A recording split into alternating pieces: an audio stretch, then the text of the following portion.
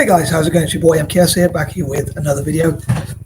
And for this video, obviously, hopefully alludes to, I hope to talk about why I love and wish to support India. I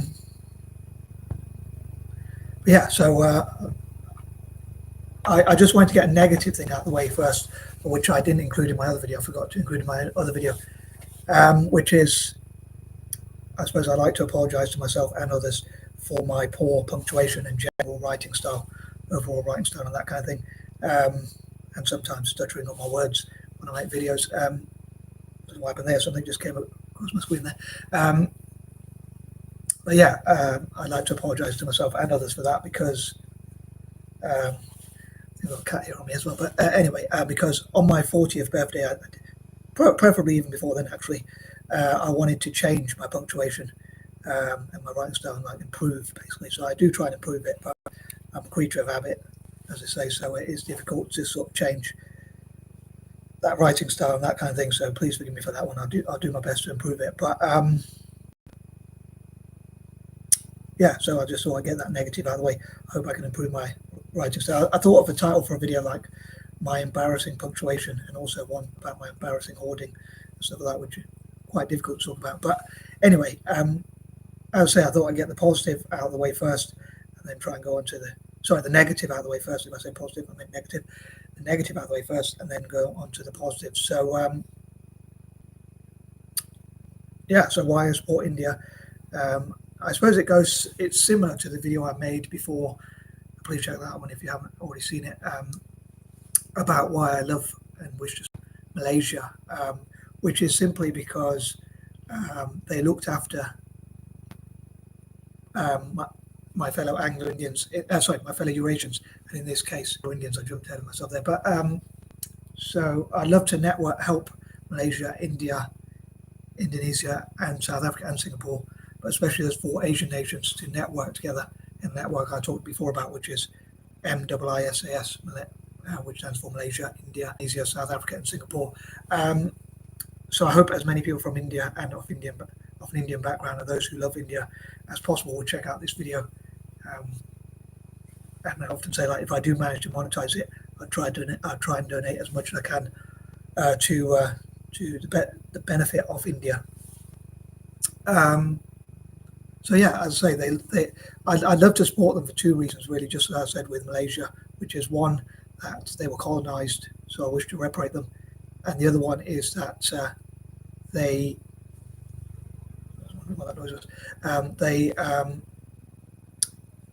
were colonized, and another thing is that they looked after Anglo-Indians.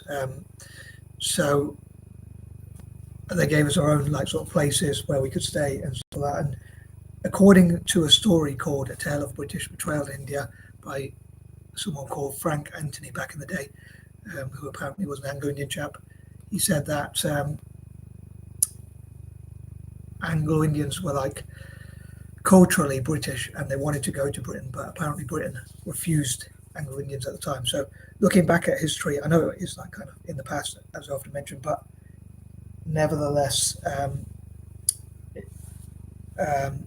I wish to both reparate and reward India, just as I say with Malaysia, Indonesia, and Singapore. But I'll try and keep these videos a bit different, so I don't repeat myself too much. But I'd love to know what you think about India, like the good, the bad, and the ugly, like the very worst and the very best things about India, in your opinion. So some people say it's a bit dirty, and it smells bad, and there's a rape culture and things like that, unfortunately, and things like that. So I think those things, I don't want to focus too much on the negatives if I can help it, but I think learning about those things would help to change some of the obviously if India could challenge those things, and sort of basically change them, obviously acknowledge they exist, and sort of change them. So giving women more rights, giving females of all ages more rights, stopping female infanticide, I think it's called, against women and girls. I suppose the infanticide thing would be against girls.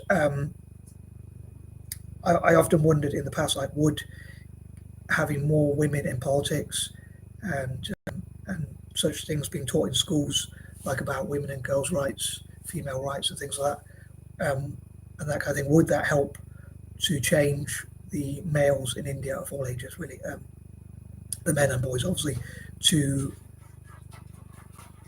give women more choices, and that kind of thing. I think that would be really important to be taught, like, about consent and things like that.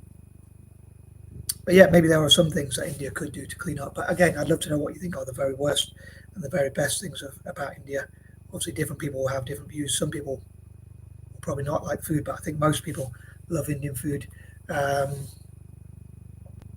I know some people, as they don't like it because it's very spicy and does. I mean, I think it does have a lot of variety. Someone was telling me that Indian food doesn't have much meat, but I think there is a lot. There are a lot of cuisines from some regions which do have meat dishes. But for a vegetarian like me, I think it does have a lot of options.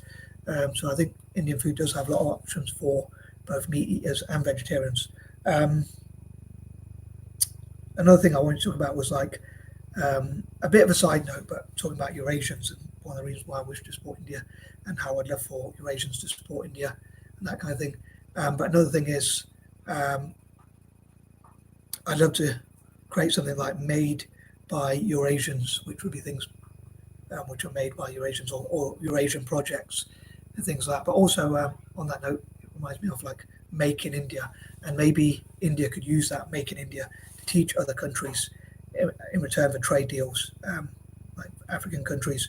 And I talked before about like how I'd love for them to transport, or whatever the right word is, export the IIT, Indian Institute of Technology, to help benefit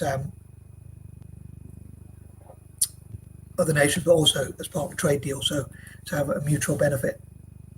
And just like with Malaysia, I would love for India to have like a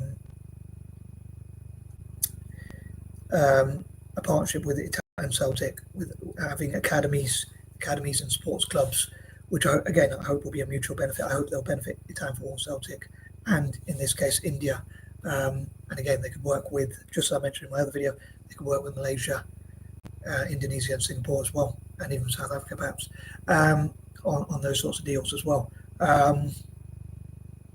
I thought, for instance, India could have a deal with South Africa and Italy where they benefit. So India would benefit in terms of trade, South Africa would benefit in terms of trade, but also tech mainly, and Italy would benefit in terms of football.